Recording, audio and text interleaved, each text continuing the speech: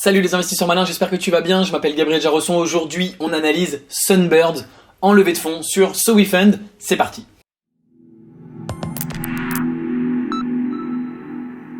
On commence tout de suite, je suis sur la page de Sunbird sur SoWeFund, je suis également armé de mes critères d'investissement gagnants. Comme d'habitude, si tu ne connais pas mes critères d'investissement gagnants, mets cette vidéo sur pause, télécharge-les, ils sont juste en dessous dans la description de la vidéo YouTube pour les lire, savoir de quoi je parle.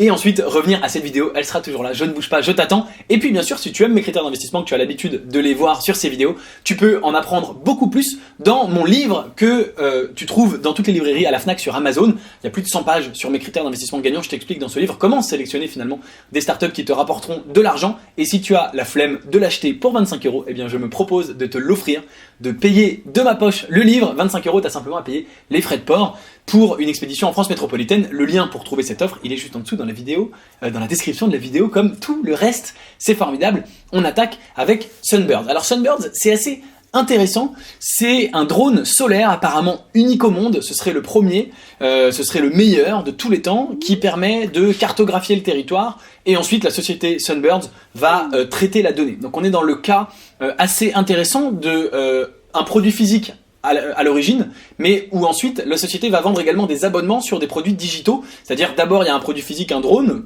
que la société doit produire pour cartographier, mais ensuite elle va vendre à ses clients, si j'ai bien compris, on va entrer dans le détail, des accès pour le traitement de la donnée, etc. Et donc il y a une partie non scalable, une partie scalable. Ça peut être potentiellement intéressant. Alors dans la vidéo que je viens de regarder à l'instant, ils expliquent que ce serait le premier drone solaire au monde, que ce serait le meilleur, le seul, etc., etc. J'ai été assez surpris par cette, déclaration, donc j'ai un peu regardé sur internet. Je crois que il y en a en fait plein d'autres. Bon, donc peut-être que c'est pas exactement, tu vois, voilà, je sais pas s'ils sont sortis, s'ils sont effectivement en fonctionnement, mais voilà, je sais pas du tout. Enfin, à prendre avec des grosses pincettes. Parce que quand même, ça me paraît étrange de dire qu'ils sont les seuls au monde. Bon, pourquoi pas. Mais en tout cas, c'est peut-être l'un des premiers, l'un des seuls, et c'est déjà hyper intéressant.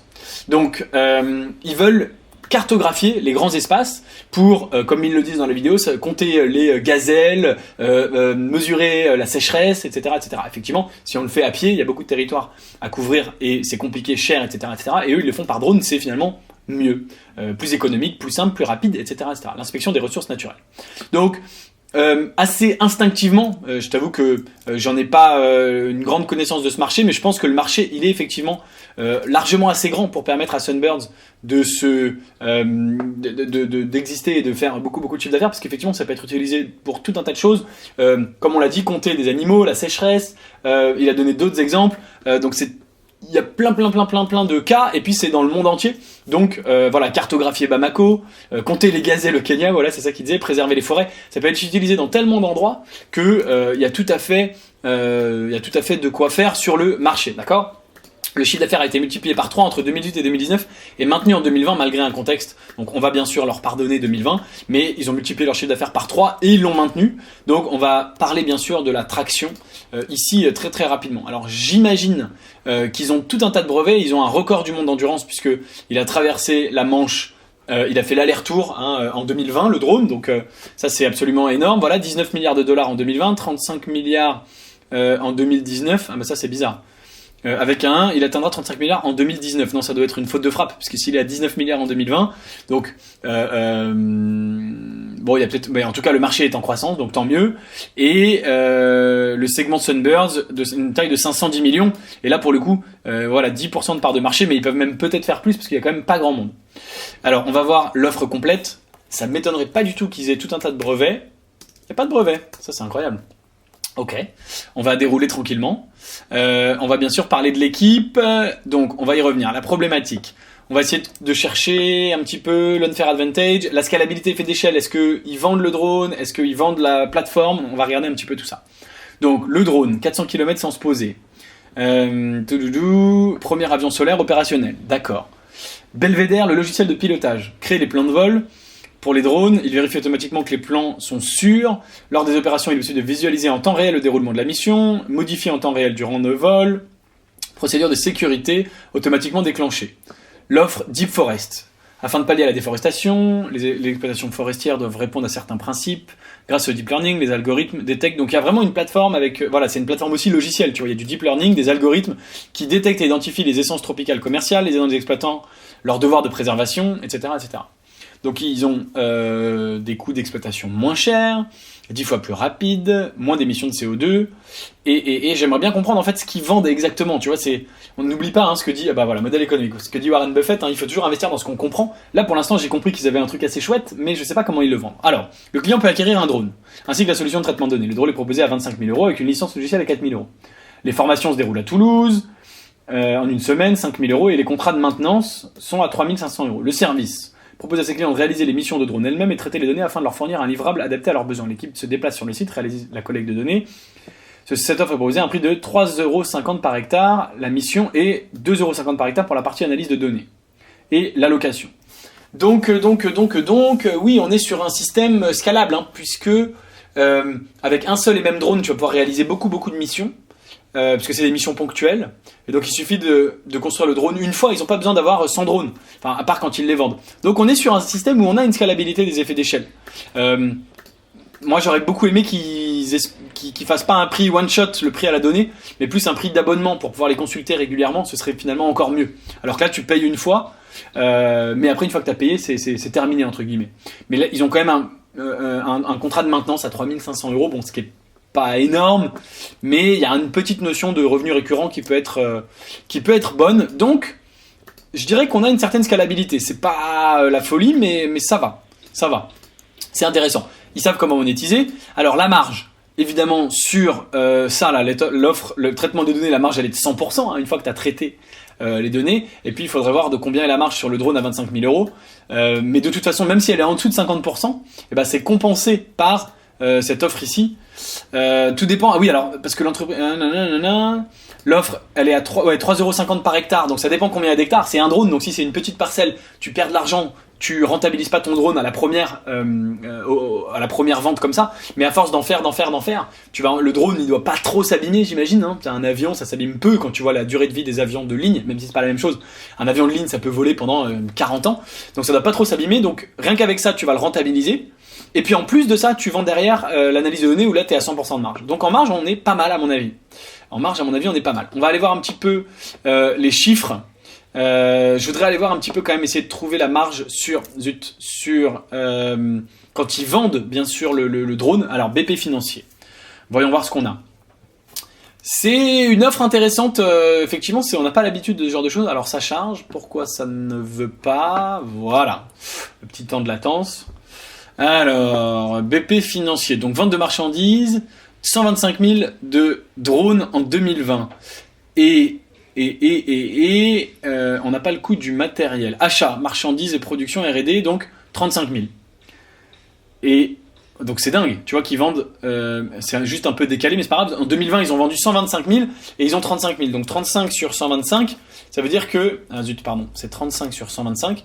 Ça veut dire qu'ils ont 28% de coût de matériel et 72% de marge. Donc c'est une super marge, sachant qu'en plus, ils vont vendre les données derrière. Donc c'est top.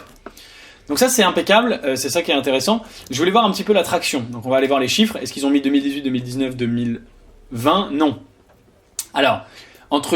donc ils ont dit qu'entre 2018 et 2019 ils ont triplé et qu'en 2020 ils avaient fait comme d'accord, ils sont pas là mais ils sont en dessous, pardon.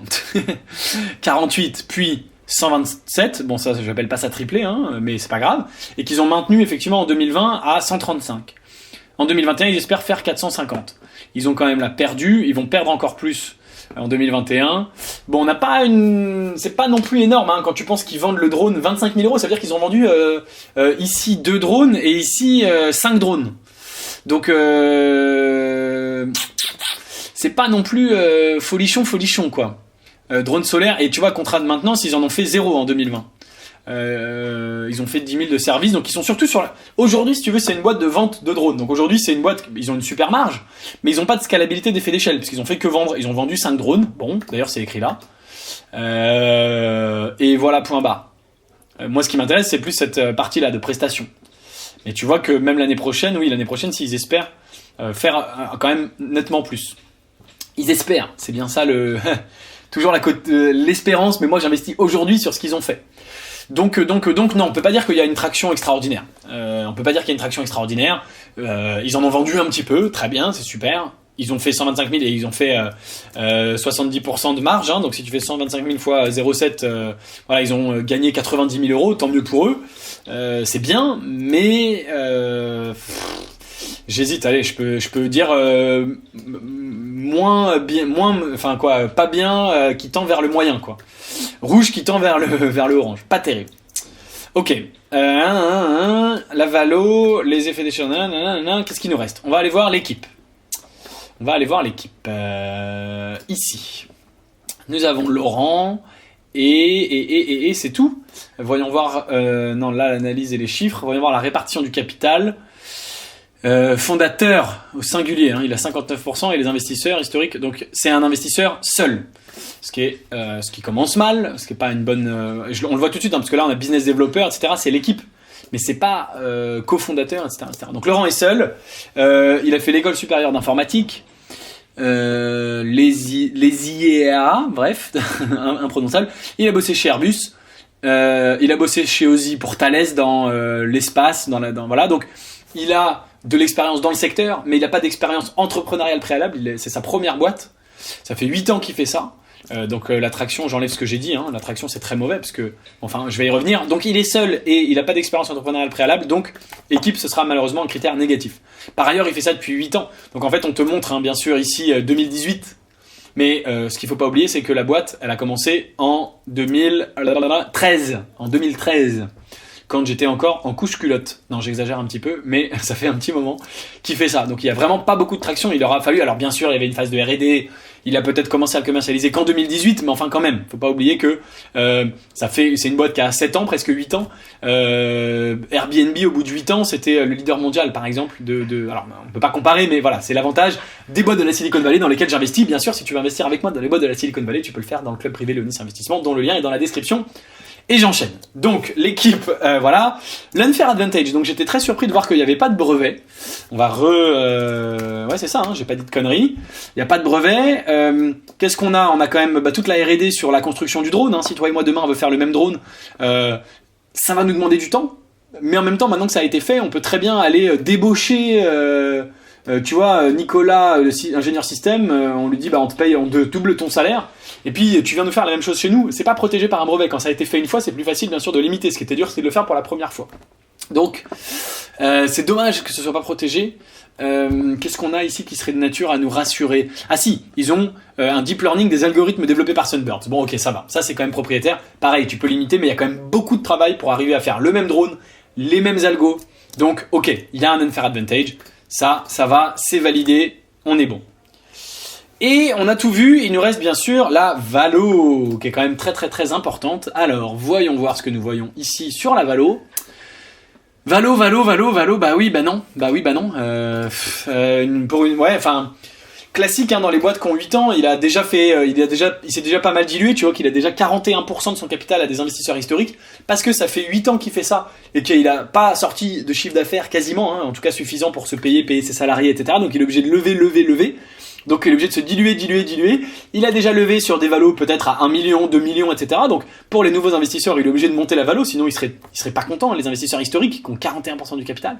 Et donc il se dilue à nouveau. Et d'ailleurs il va passer sous les 50%, parce qu'il ouvre encore 25% du capital, il va passer à moins de 50%, ce qui est assez mauvais quand un fondateur a moins de 50% de sa boîte, surtout aussi tôt. Donc non, c'est une valo trop élevée pour une boîte qui fait très peu de chiffre d'affaires, qui perd de l'argent. Il est obligé, comme je te l'expliquais, par rapport à ses investisseurs historiques, etc. Mais la valo, ça ne va pas. Voilà pour mon analyse. Je te remets les critères ici. Dis-moi en commentaire ce que tu penses de Sunbird. D'accord, pas d'accord. Une analyse, c'est dommage, qui est en double teinte. Hein. Il y a des trucs très beaux, très verts, et puis des trucs très rouges. Donc voilà, si tu veux savoir bien sûr si j'investis ou pas dans Sunbird et pour quelles raisons, rendez-vous dans le club privé Leonis Investissement. Dans ce club notamment, tu pourras, si tu le souhaites, investir avec moi dans des startups de la Silicon Valley que je trouve moi-même, que je déniche là-bas, et dans lesquelles j'investis mon propre argent perso, et on investit avec tous les membres du club. On est plus de 350 membres au moment où je fais cette vidéo. Donc si tu veux nous rejoindre, la porte est grande ouverte. Le lien pour nous rejoindre est juste en dessous dans la description. Si la vidéo t'a plu, bien sûr, aime-la, partage-la, abonne-toi à la chaîne YouTube avec le gros bouton s'abonner juste en dessous, et moi je te dis à très bientôt pour une prochaine vidéo. Ciao.